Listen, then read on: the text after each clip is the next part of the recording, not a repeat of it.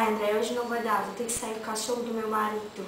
Que isso, mulher? Tchau, beijo, amiga. Resolve depois que eu tô indo trabalhar. Ai.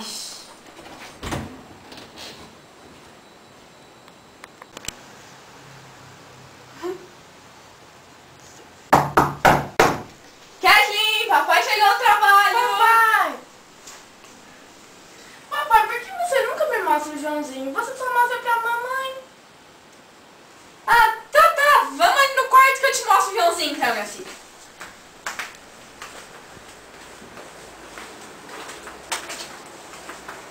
Senta na cama do papai que ele vai pegar o Joãozinho pra te mostrar. Ó o Joãozinho, minha filha! Lindo! Estava em liquidação, clima de estoque, fogão na promoção, escolhida a marca da publicidade, é bom. Janete! Janete!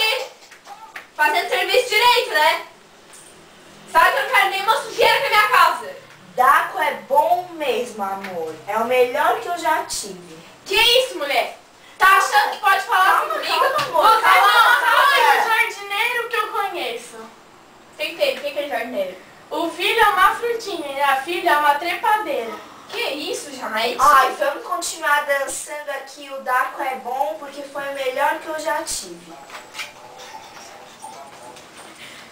Entrei numa loja, estava em liquidação, clima de estoque, fogão na promoção, escolhida a marca da publicidade. Daco é bom.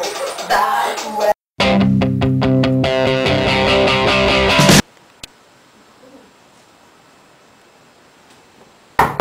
Kathleen, papai chegou ao trabalho. Papai! Oi, minha filha. Papai, por que você nunca me mostra o Joãozinho? Você só mostra pra mamãe.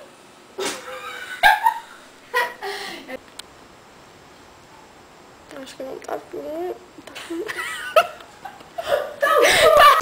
Escolhida a marca